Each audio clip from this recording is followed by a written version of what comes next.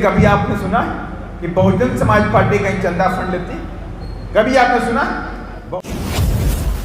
800 करोड़ रुपया बीजेपी के अकाउंट में आ गया, 350 करोड़ रुपया कांग्रेस अकाउंट में आ गया। उससे पहले आप चुनाव हो रहा था तो आपने देखा भी आम आदमी पार्टी वाले चंदा ले रहे थे, करीब 100-150 करोड़ रुपया उनके अकाउंट में आ गया।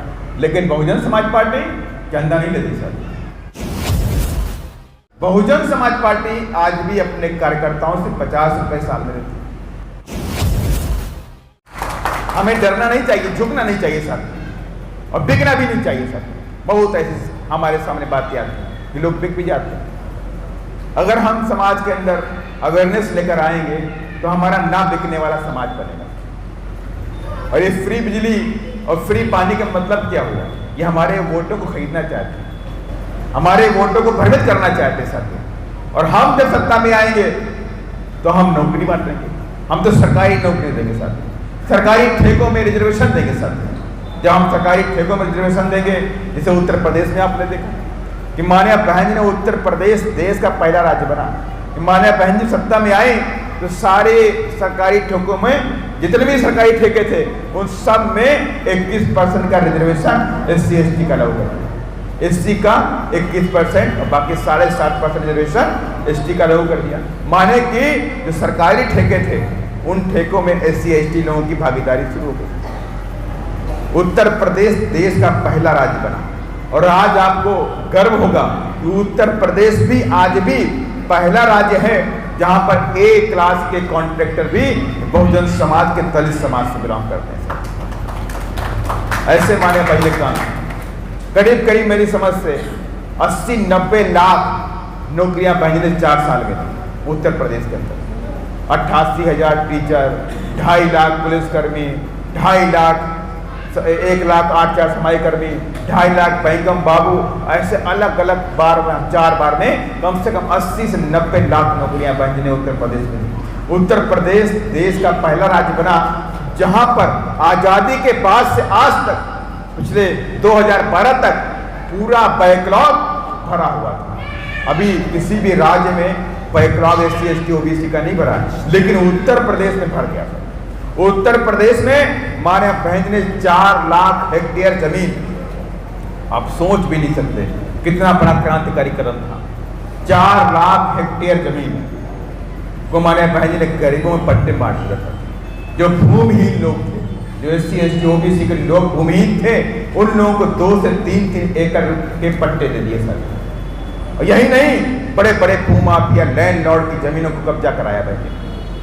वहां में जो चकबंदी के जो नियम था 22B4 उसमें संशोधन किया, और संशोधन करके जो बड़े बड़े भूमाफिया थे जिनके पास 500 एकड़ जमीन, 1000 एकड़ जमीन जोत रखा था, उन सब की जमीनों पे कब्जा बहन ने करके गरीबों में फ्री में बांट दिया था। कहीं जमीन गरीबों की होनी चाहिए। ऐसे ऐतिहासिक काम अगर किए हैं तो हमारे बहन ने उत्तर प्रदेश में किए हैं, और आप सब जानते भी सर। और आप बताइए कि आप किसी भी प्रदेश के अंदर जाइए, किसी भी स्टेट में जाइए। मैं तमिलनाडु गया, तमिलनाडु में जो ईरोड है एक डिस्ट्रिक्ट पड़ता है, पेरियार रामास्वामी साहब का जन्मस्थली है, उनका जिला भी है, इसलिए उनके नाम से ईरोड पड़ा। और उस ईरोड में मैं एक विधानसभा में गया तो उनको पट्टे की जमीन मिली हुई, और गरीब समाज के लोग थे, दलित समाज के भी थे, वाल्मीकि समाज के लोग भी थे। तो वो वहाँ पे जमीन में कब्जा करने के लिए जब गए तो वहाँ के जो तमाम किस्म के जो लोग थे उन लोगों ने उनको पकड़ लिया। करीब 150 लोग थे, उनको पकड़ लिया और पकड़ के उनके हाथों की उंगलियां काटी, उनके पैर के अंगूठे काट डाले। कहीं कोई फायर, कुछ भी नहीं सकता। वो लोग मुझसे मिले, मेरे आंखों में आंसू आ गए। मैं देखा कि आज भी इस तरह के कृत्य इस देश के अंदर होते हैं सर। आज भी आप तमिलनाडु में जाइए तो आपको अनटचेबल वॉल मिल जाएगी। गांव के अंदर बीचों बीच में एक तरफ दलित बिरादरी के लोग रहते हैं, एक तरफ दूसरी बिरादरी के लोग रहते हैं, तो बीच में 20 फुट 15 फुट ऊंची दीवार खड़ी होती है, और उसे कहते हैं अनटचेबल वॉल। माने कि आप SC/ST के लोग इधर रहेंगे और दूसरी किस्म के लोग इधर रहेंगे। आप इधर नहीं आ सकते, आप उधर नहीं आ सकते। अभी लास्ट ईयर शायद हमारी समझ से कोयम्बटूर में एक दीवार गिरी थी, आप सबको पता होगा। कोयम्बटूर में एक दीवार गिरी बरसात में, और उस दीवार के नीचे 15 से 20 लोग दब के मर गए।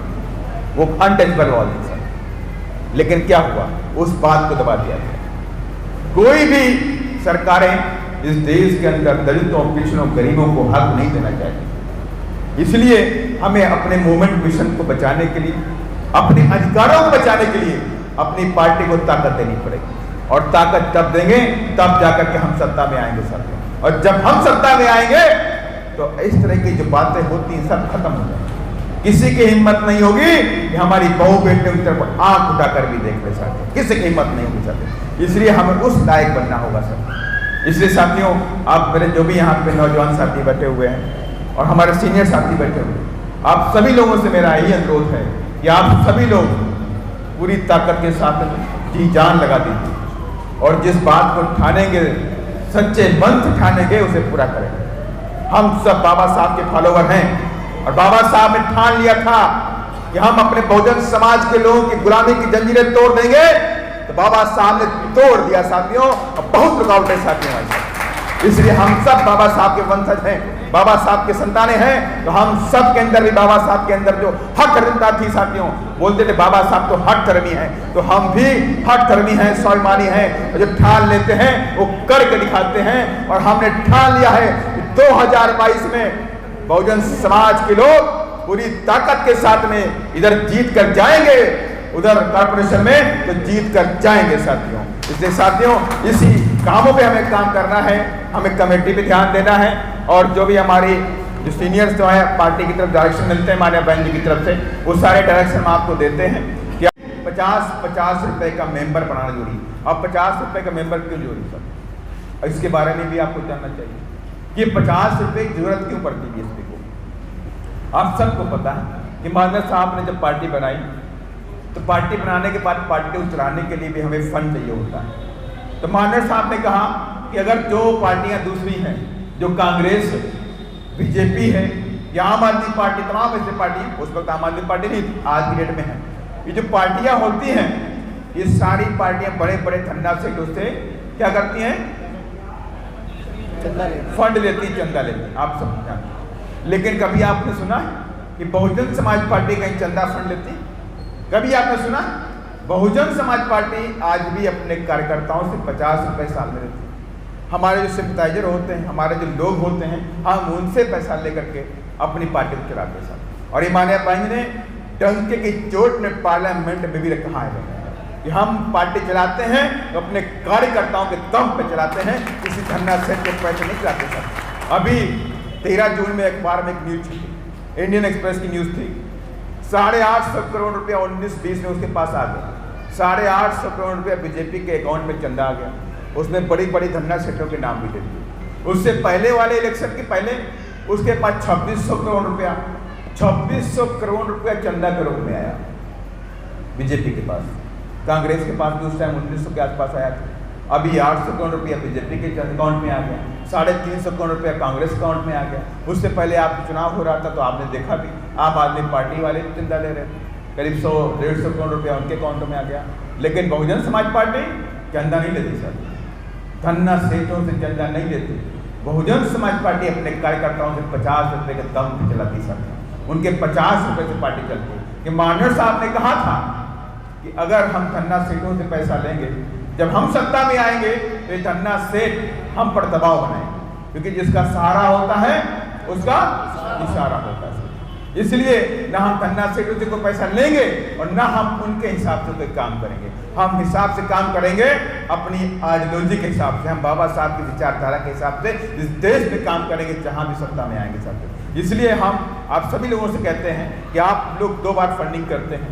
50 रुपये तो आप भेज देते हैं, आप जो मेंबर बनते हैं पार्टी के, और दूसरा आप मान्या बहन जी के जन्मदिन पर देते हैं। आप मान्या बहन जी के जन्मदिन पर जन कल्याणकारी दिवस के रूप में बनाते हैं, उस पर जो आप डोनेशन देते हैं 50 रुपये, 100 रुपये, 500 रुपये, 1000 रुपये, 2000, जिसकी जो क्षमता होती है 2000, 5000, 10000, उस हिसाब से पार्टी में देता है। गरीब से गरीब व्यक्ति भी इस देश में मान्या बहन जी के जन्मदिन पर कुछ न कुछ देता है, और ये आशा और विश्वास के साथ में ये मेरा पैसा है हमारी मूवमेंट में जा रहा है, हमारी पार्टी में जा रहा है। और एक दिन मेरी बहन जी इस देश की गद्दी पे बैठेंगी, जिस दिन उस दिन हमारे सारे दिन, ये दुख के दिन, गरीबी के दिन, मुफलिसी के दिन, ये ऊंच नीच का भेदभाव सब खत्म हो जाएगा सर। हम लोग भी इस देश में मान सम्मान के साथ, ऐसी आशा और विश्वास के साथ में वो अपनी खून पसीने कमाई देता है सर। मैं इंदौर गया, इंदौर में जब इस तरह से बात चल रही थी तो एक गरीब व्यक्ति आया। सब लोगों ने बोला आप कितना देंगे, आप कितना देंगे, कई डॉक्टर भी थे, इंजीनियर भी थे, कोई बोला मैं 10 दूंगा, कोई 5 दूंगा, ऐसे बात चल रही थी। एक गरीब व्यक्ति आया, उसने बोला साहब मैं 1100 रुपये दूंगा। मैं सोचा ये बहुत गरीब आदमी कहाँ करे। मैंने पूछा बाबा क्या करते हो? बोला कि मैं पल्लेदारी करता हूँ, मंडी में जाकर बोरे उठाता हूँ और मैं 1100 रुपये। मैंने पूछा आप कितने दिन कमाएंगे? कहा 1100 रुपये कमाने के लिए मुझे करीब 4 दिन लग जाएंगे। 4 दिन हम मेहनत करेंगे तो 1100 रुपये मिलेंगे। उस 1100 रुपये मैं चाहता हूँ मेरी पार्टी में जाए, मेरे मूवमेंट रेवोल्यूशन में जाए। तो मेरे आंखों में आंसू आ गया कि बताइए ये बोरा ढो करके हमारा जो बहुजन समाज का सिपाही है ये 1100 रुपये दे रहा है और इसके अंदर कितनी आशा और विश्वास होगा। तो इसके 1100 रुपये मेरे लिए बहुत ही महत्वपूर्ण सब। इसलिए हमें सोचना चाहिए कि आज भी देखिए गरीबों के अंदर बड़ा विश्वास है, आशा है कि हमारी पार्टी सत्ता में आएगी। हम नहीं तो हमारे बच्चे इस देश में गुलाम नहीं बनेंगे, हम नहीं तो हम तो पल्लेदारी करते हैं, लेकिन मेरा बेटा मेरा बच्चे इस देश में पल्लेदारी नहीं करेंगे। कम से कम पढ़ लिख कर अधिकारी बनेंगे, इंजीनियर बनेंगे, डॉक्टर बनेंगे, IAS बनेंगे, IPS बनेंगे। ऐसा उनके अंदर विश्वास साथियों होता है। इसलिए साथियों ये काम जो हम करते हैं, पार्टी का जो काम करते हैं वो हम अपने लिए नहीं कर रहे हैं, हम दूसरों के लिए कर रहे हैं, अपने आने वाली जनरेशन के लिए कर रहे हैं, अपने मूवमेंट के लिए कर रहे हैं, बाबा साहब की विचारधारा के लिए कर रहे हैं। उनका जो कर्ज है उस कर्ज को उतारने का प्रयास हम कर रहे हैं साथियों। इसलिए हमें पूरी ताकत के साथ में, पूरी निष्ठा के साथ में, पूरी ईमानदारी के साथ में अपने काम को अंजाम तक ले जाना होगा। और साथियों मैं इन्हीं सब बातों के साथ में अपनी वाणी को विराम देने से पहले मैं चाहता हूं कि आप लोग मेरे साथ में जोरदार बाबा साहब के नारे लगाइए। आज दिल्ली की गोकुलपुरी विधानसभा पर गूंजनी चाहिए साथियों। बहन कुमारी मायावती, बाबा साहेब, मदर काशीराम साहेब, महात्मा फुले, छत्रपति शिवाजी महाराज, बहुजन समाज पार्टी।